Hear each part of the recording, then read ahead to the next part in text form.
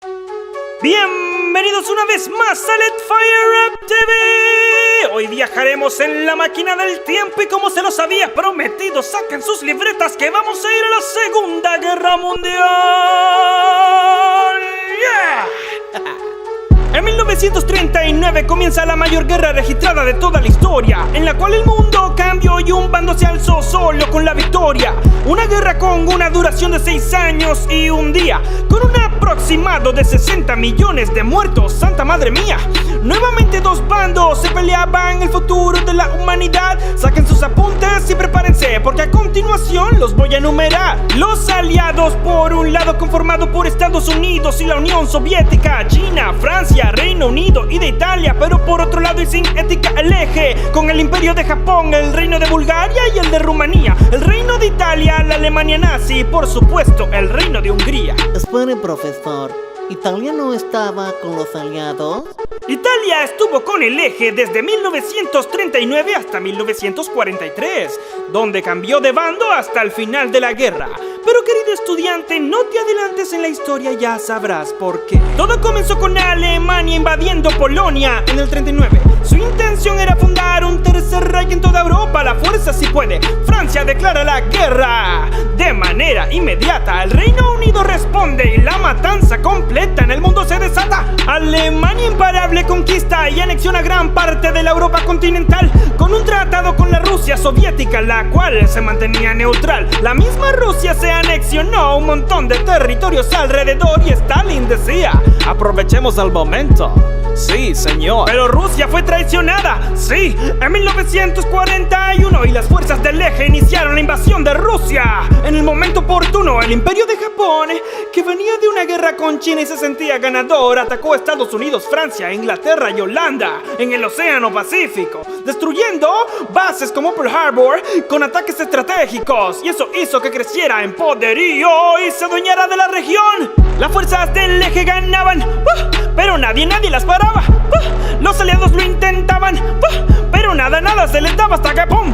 1942, saltan las noticias como bola de cañón. Los norteamericanos derrotando a Japón en el atolón de Midway a puro corazón. En África lleva la batalla de Alamein. El Reino Unido estaba fuerte, my friend. Vencieron al Führer y a todos sus soldados. Y los alemanes, Alemania otra vez. Y ¡ey! La victoria más grande que se ha dado en estos momentos fue la batalla de Stalingrado. El ejército rojo de Stalin y todos sus soldados vencieron al eje y 1943 había culminado. Por otro lado, las fuerzas aliadas invadían Italia, liberando toda la nación del ejército nazi. ¿Qué decisión más sabia? Italia cambia de bando y se une a los aliados para ayudar, y el eje emprendió su retirada en todos los frentes. ¡Ay, qué pesar! 1944, una de las batallas más espectaculares de todos los tiempos, la invasión de Francia por parte de los Estados Unidos, aunque con gran impedimento, ya que en el otro bando militaban las fuerzas de Alemania,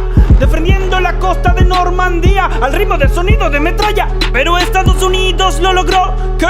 Muchos soldados perdió. ¿Qué? Pero con el Reino Unido y el apoyo de Canadá, la liberación llegó.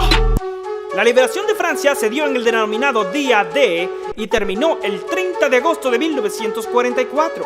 La Unión Soviética había recuperado sus territorios perdidos y las facciones aliadas se disponían a invadir Alemania. La armada imperial japonesa había sido derrotada y la invasión a Japón era inminente. Pero luego el 6 y el 9 de agosto de 1945...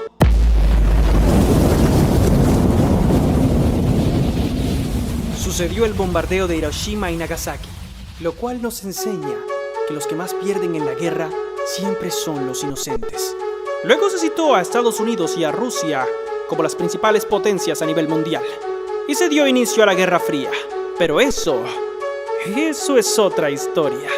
Esperen, ¿la clase no ha terminado?